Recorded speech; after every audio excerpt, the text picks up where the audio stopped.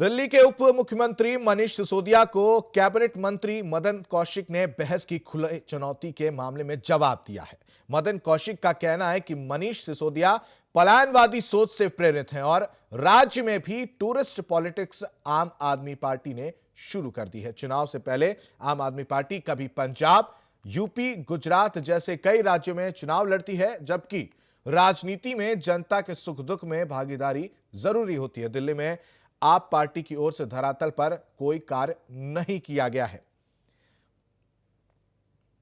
आप कर रही है टूरिस्ट पॉलिटिक्स, दिल्ली में आपने धरातल पर अब तक कुछ नहीं किया है, ये कहना है मदन कौशिक का। दिल्ली सरकार पर निशाना है। मदन कौशिक का दिल्ली सरकार पर निशाना है। मनीष सिसोदिया की सोच को लेकर उन्होंने बोला है कि पलायनवादी सोच से वो प्रेरित हैं और आम आदमी पार्टी टूरिस्ट पॉलिटिक्स कर रही है। दिल्ली में आम आदमी पार्टी ने धरातल पर अब तक कुछ नहीं किया है। कैसे बहस होती है, कैसे बहस होगी, मैंने आज सारा विषय विस्तार से रखा है। आप उनकी गंभीरता देखिए कि 2020 में आप पत्र लिख रहे हैं, आप उप मुख्यमंत्री पद पर हैं, आपको इतना भी मालूम नहीं कि आप एक पत्र आप जारी कर रहे हैं, उस पत्र में आप तारीख क्या अंकित कर रहे हैं।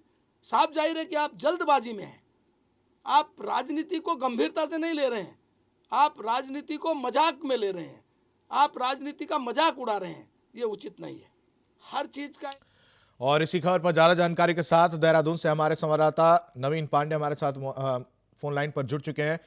नवीन, किस तरह से ये मदन कौशिक का जो दिल्ली सरकार पर निशाना है, इसको कैसे देखते हैं?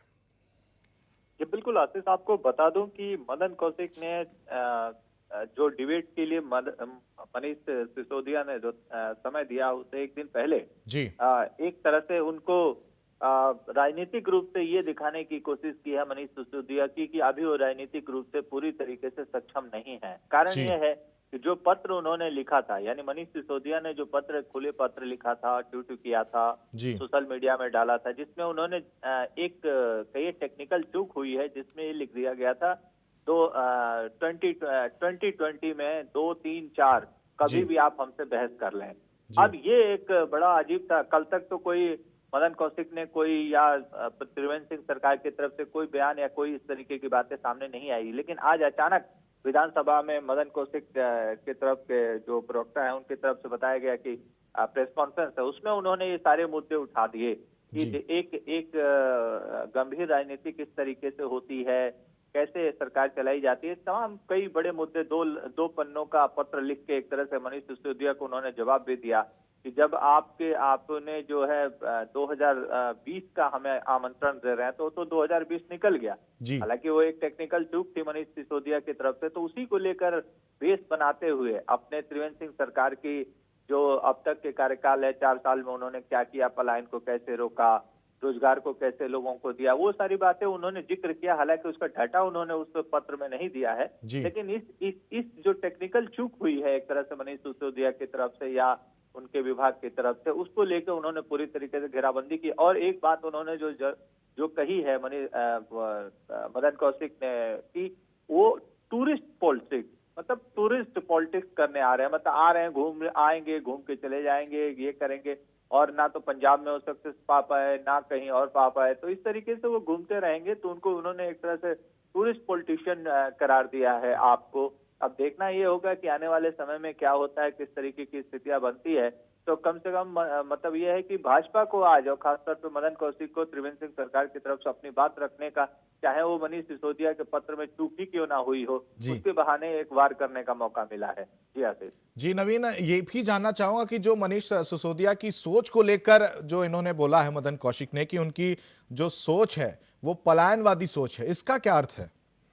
जी बिल्कुल, देखिए, पलायनवादी सोच का मतलब वही उनका टूरिस्ट पॉलिटिशियन, मतलब कि ये ऐसा कहना है मदन कौशिक का, या ऐसा उनका एक तरह से प्रहार है कि ये लोग पलायनवादी हैं। मतलब जहां मौका देखते हैं आ जाते हैं, फिर मौका नहीं मिला तो वापस चले गए।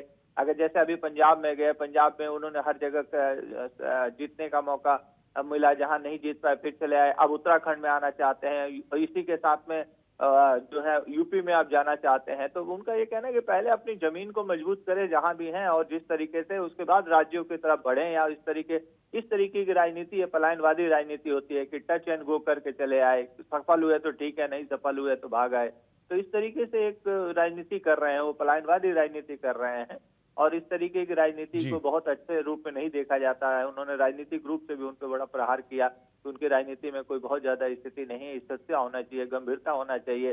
कहीं भी आप कह दीजिए किसी को खुली बहस में चले आइए, ऐसे राजनीति नहीं होती है। जी। एक प्लेटफॉर्म होता है, हर चीज का एक सिस्टम होता है, उस तरीके से काम किया जाना चाहिए। जी ऐसे जी नवीन, ये भी देखने सोचने की बात है कि अगर यूपी में आम आदमी पार्टी चुनाव लड़ने की बात कह रही है, तो देहरादून में अगर काम को लेकर बात करें, जिस तरह से मदन कौशिक ने कहा कि जमीनी स्तर पर दिल्ली में कोई काम नहीं किया गया, तो मैं देहरादून के परिप्रेक्ष्य में जानना चाहूंगा, क्या इस तरह का काम आम आदमी पार्टी की तरफ से कुछ देखने को मिला है? नहीं, देखिए, आम आदमी पार्टी ने अभी, चूंकि वो अपनी एक तरह से यहाँ पे नींव रख रही है, तो आम आदमी पार्टी तो अभी कोई ऐसा वर्क नहीं कर पाएगी, क्योंकि ना तो उनकी सरकार है, ना तो उनकी सरकार का आने वाले समय में क्या होगा। हाँ, एक बात जरूर सामने आई है कि पिछले कुछ समय से चूंकि उत्तराखंड के परिदृश्य में आप भी जानते हैं कि यहाँ पे केवल भाजपा और कांग्रेस, 5 साल भाजपा या 3 साल भाजपा, जो भी मतलब सरकारें होती, ये एक दूसरे को आगे पीछे करती हैं। एक पार्टी यहाँ जरूर थी जिसकी वजह से यहाँ नींव डाली गई, और ये उत्तराखंड बना, उत्क्रांति, जिसको हम उत्तराखंड क्रांति दल बोलते हैं। वो एक जो आज उत्तराखंड की जो राज्य बना है, उसमें उसका बहुत बड़ी भूमिका रही है, और वही एकमात्र पार्टी ऐसी थी। लेकिन वो कहीं ना कहीं अपने राजनीतिक लाभ की वजह से, राजनीतिक उसकी वजह से धीरे धीरे हाशिए पे चली गई, और उसके बाद से उसका बेनिफिट इन दोनों को मिला। अब ऐसे में वो तीसरे विकल्प के तौर पे अपने को आप हर बार रिप्रेजेंट करने की कोशिश कर रही है। जैसे मुख्यमंत्री त्रिवेंद्र सिंह रावत सरकार की जितनी भी कमियां हैं, या क्या विकास हुआ, चाहे स्कूल का, चाहे स्वास्थ्य को लेकर, चाहे बुनियादी सुविधाओं को लेकर, कुंभ को लेकर, इन सब चीजों को बार बार उठा रही है, और लगातार सड़क पे आंदोलन कर रही है, सड़क पे अपनी आवाज बुलंद करके ये बताने की कोशिश कर रही है कि आप कहीं ना कहीं तीसरे विकल्प के रूप में, भाजपा और कांग्रेस के बाद से तीसरे विकल्प के रूप में सामने आएगी। और दिल्ली के मॉडल पे, जो कि चूंकि वो केजरीवाल का मॉडल है, दिल्ली के मॉडल पे यहाँ भी विकास करा के देगी, और सत्ता में आएगी, ऐसा उनका दावा बार बार रहता है। अब वो तो आने वाला वक्त बताएगा कि उनकी क्या स्थितियां बनती हैं। जी नवीन, तमाम जानकारी के लिए आपका बहुत बहुत धन्यवाद।